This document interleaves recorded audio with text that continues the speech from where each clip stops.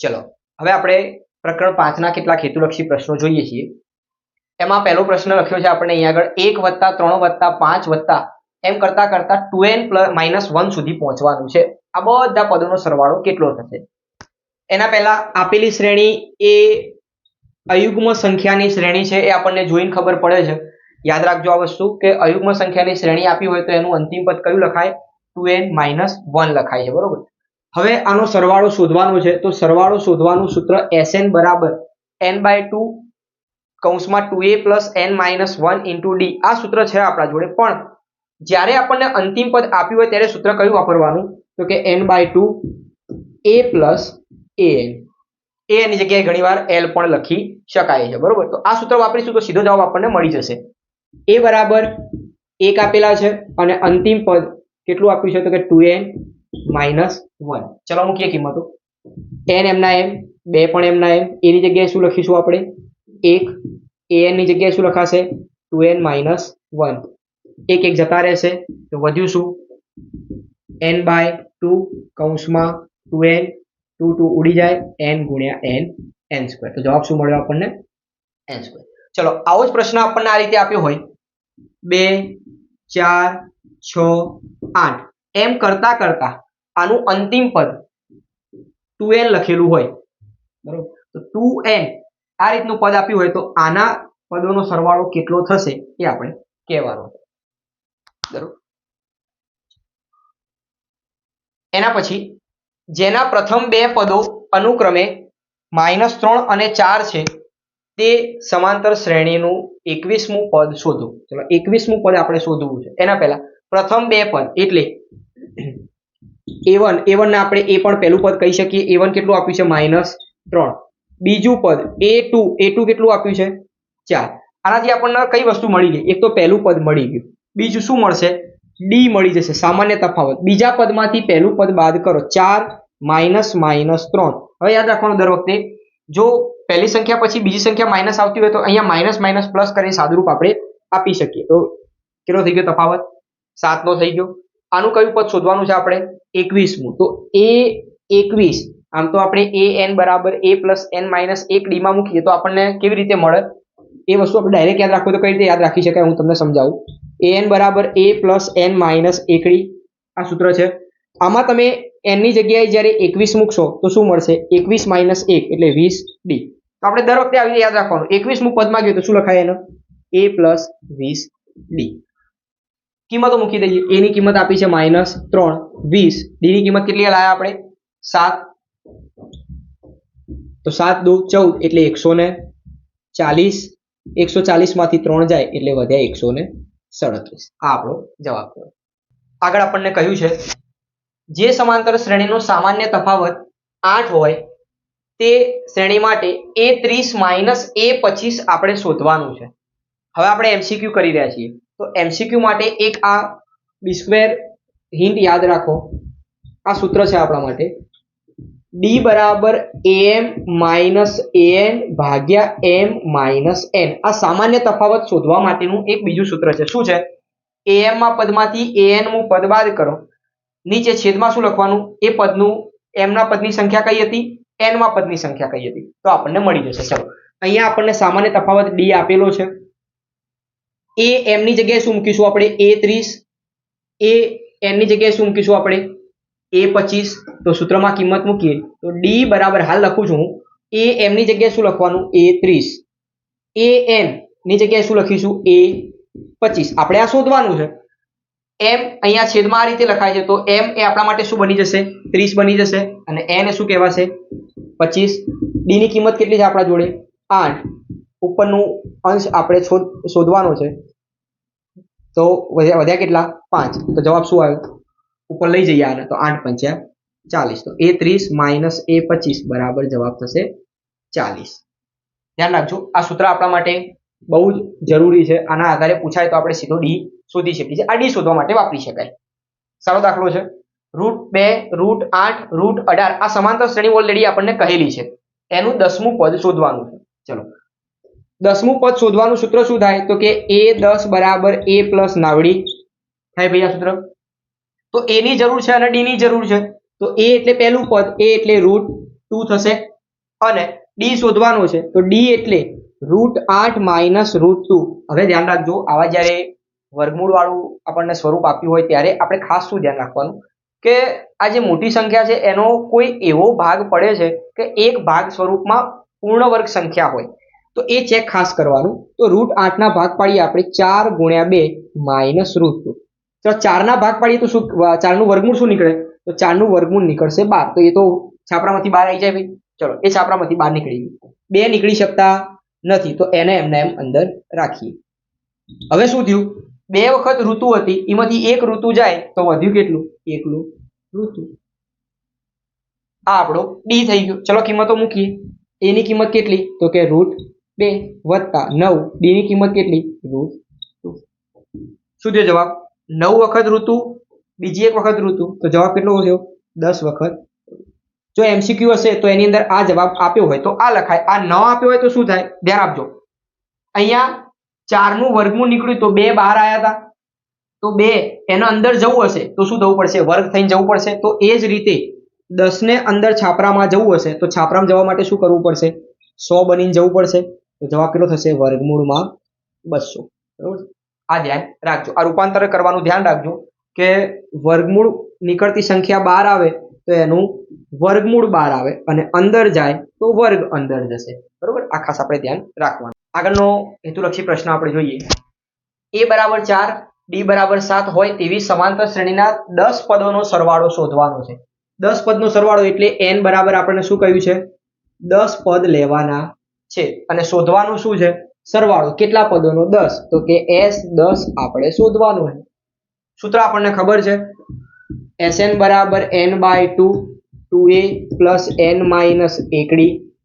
જ્યાં n દેખાય ત્યાં શું મૂકવાનું છે આપણે? 10, કેમ કે 10 પદનો આપણે સરવાળો શોધવાનો છે. 10 મૂકીએ. 10 ભાગ્યા 2 2. a ની જગ્યાએ શું લખીશું? તો કે 4. n ની જગ્યાએ તો 10 લખવાના જ છે. d ની જગ્યાએ 7 મૂકીશું. સાદરૂપ આપતા જઈએ. 10 ને 2 વડે ભાગીએ 5, 4 દુ 8 વત્તા 9 વધશે 9 ગુણ્યા 7. 5 ગુણ્યા 9 સીતા 63. 63 ને 8 કેટલા થશે? 71. બરોબર, તો 71 ગુણ્યા 5 355. બરોબર, તો 10 પદનો સરવાળો કેટલો થશે? 355 થશે. એનાથી આગળ 12 ના પ્રથમ 15 ગુણિતનો સરવાળો શોધવાનો છે.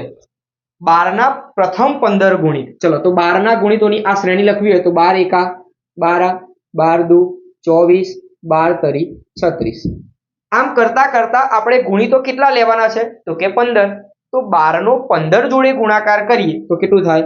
180. તો આપણને બધું આપ્યું છે, એના આધારે આપણે Sn શોધવાનું છે. Sn એટલે S15 આપણે શોધવાનું છે. ચલો a બરાબર 12 આપેલા છે. હવે આમ જોતા આપણે સૂત્ર વાપરી શકતા હતા કે Sn બરાબર ઉપરનું જે સૂત્ર હતું n/2 2a plus n minus 1d, પણ નહીં વાપરીએ. કેમ? અંતિમ પદ આપણને આપેલું છે. અંતિમ પદ કયું છે? 15 પદ છે તો આ a15 કહેવાય. a15 ઓલરેડી આપણને આપ્યો છે તો એના 15 પદોનો સરવાળો એટલે કે S15 આપણે શોધવો છે. તો S15 માટે સૂત્ર કયું વાપરી શકાય? સૂત્ર હતું આપણા જોડે Sn બરાબર n/2 a પ્લસ an. બરોબર, તો 15 મૂકીને આપણે દાખલો ગણીએ. 15 ભાગ્યા 2 a જગ્યાએ શું લખીશું આપણે? 12 વત્તા an 15 પદનો શોધવાનો તો આપણે a15 એટલે કેટલા આપે છે આપણને? 180. 15 ભાગ્યા 2 આ બેનો સરવાળો 12 વત્તા 180 એટલે 192. ચલો ભાગાકાર કરીએ તો 15 ગુણ્યા 2 વડે ભાગીએ તો વધશે કેટલા? 96. હવે આ 96 નો ગુણાકાર કરવાનો 15 જોડે, તો 96 ગુણ્યા 15 કરશું એટલે 1440 જવાબ આવશે. એટલે 12 ના પ્રથમ 15 ગુણિતનો સરવાળો કેટલો થશે? 1440 થશે. આગળ આપણને 7મા દાખલામાં કહ્યું છે a 2a 3a 4a એ સમાંતર શ્રેણી છે કે નહીં. તો એના માટે સમાંતર શ્રેણી માટે શું હોવું જોઈએ? ક્રમિક બે પદો વચ્ચેનો તફાવત જો સરખો રહેતો હશે તો આપણે એને સમાંતર શ્રેણી કહીશું, નહીં તો એને ના પાડી દઈશું. ચલો પહેલો તફાવત d1 શોધીએ તો 2a માઇનસ a. બે a માંથી એક a જાય તો વધ્યો શું? એકલો a. d2 એટલે ત્રીજામાંથી બીજું બાદ કરીએ તો 3a માઇનસ 2a. બે માંથી 3 જાય તો a વધ્યો. D3 એટલે ચોથા પદમાંથી ત્રીજું પદ બાદ કરીએ તો 4a - 3a શું મળ્યું a. તો એનો મતલબ કે D1 બરાબર D2 બરાબર D3 આપણને ત્રણે ત્રણ તફાવત સરખા મળ્યા એટલે આપેલી શ્રેણી સમાંતર શ્રેણી છે આપણે હા કહી શકીએ છીએ. આગળ હજુ પદ આપ્યું તો આપણે ચકાસવું પડે કેમ કે આગળ જતા જો સામાન્ય તફાવત બદલાતો હશે તો એને સમાંતર શ્રેણી કહેવાતી નથી. કોઈ સમાંતર શ્રેણી માટે a25 - a15 બરાબર 24 હોય તો d શોધો. આપણે આગળ હમણાં દાખલામાં ચર્ચા કરી ચૂક્યા છીએ. એમાં આપણે b² હિન્ટ આપી હતી. એમાં સૂત્ર હતું આપણા જોડે d બરાબર am - an ભાગ્યા m - n. આ સૂત્રમાં ખાલી કિંમત મૂકો એટલે જવાબ આવી જશે. આપણે am એટલે a25 - an એટલે a15 ભાગ્યા m એટલે કેટલા છે અહીંયા 25 n એટલે 15. a25 - a15 ની કિંમત ઓલરેડી આપણને કેટલી આપી છે 24 આપી છે. 24 ભાગ્યા 10 25 માંથી 15 જશે એટલે 10 તો તફાવત કેટલો થયો 2.4. આ આપણો જવાબ થયો. આગળનો આપણો 9મા નંબરનો દાખલો. સમાંતર શ્રેણી માટે an બરાબર 6n + 11 આપેલું છે તો sn આપણે શોધવાનું છે. આપણને બીજી કોઈ સંખ્યા આપી નથી. આપણે an ઉપરથી જ બધું મેળવવાનું છે. આપણા પુસ્તકની અંદર આવો એક દાખલો આપણને આપેલો છે. હવે an એટલે અંતિમ પદ આપેલું હોય તો આપણે અગાઉ ચર્ચા કરી કે સૂત્ર કયું વપરાય તો sn બરાબર n/2 a + an. હવે કેટલા પદો છે તો પદની સંખ્યા આપી નથી એનો મતલબ કે n આપણને આપેલો નથી એટલે n ની ચિંતા કરવા નથી. એટલે આપણો જે જવાબ આવશે એ n ના સ્વરૂપમાં જવાબ હશે.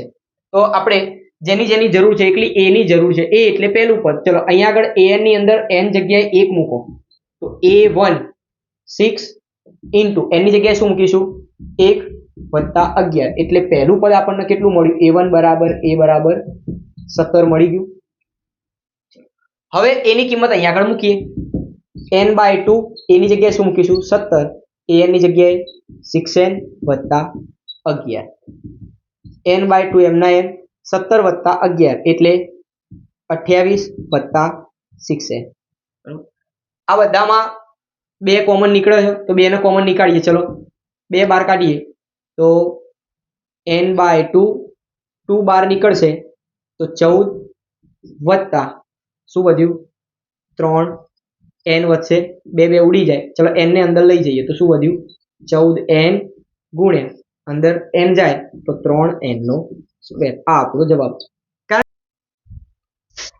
આગળ 10મા નંબરના દાખલામાં આપણને કહ્યું છે k - 3 k + 7 2k + 7 એ કોઈ સમાંતર શ્રેણીના ક્રમિક પદો હોય તો k શોધો. આપણે આગળ જ્યારે દાખલાઓ ગણતા હતા ત્યારે એવું કહેતા હતા કે જો d1 બરાબર d2 બરાબર d3 એટલે કે સામાન્ય તફાવત સરખો હોય તો સમાંતર શ્રેણી કહેવાય. તો અહીંયા શ્રેણી સમાંતર હોય તો એમનો સામાન્ય તફાવત કેવો થતો હશે સરખો થતો હશે. બસ આ જ મુદ્દાનો આપણે ઉપયોગ કરીને દાખલો ગણી શકીએ છીએ. સમાંતર શ્રેણી છે એટલે એના બે ક્રમિક પદોનો સામાન્ય તફાવત કેવો બતાવશે સરખો. તો d1 અને d2 સરખા થાય. d1 એટલે શું લખાય આપણે બીજા પદમાંથી પહેલું પદ બાદ કરવું પડશે.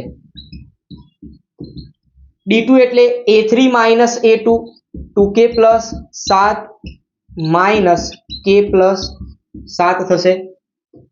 સાદુરૂપ આપીએ k + 7 આ માઇનસ નિશાની અંદર જાય તો અંદરની નિશાનીઓ બદલાઈ જશે તો -k થાય અને --+3 થઈ જશે.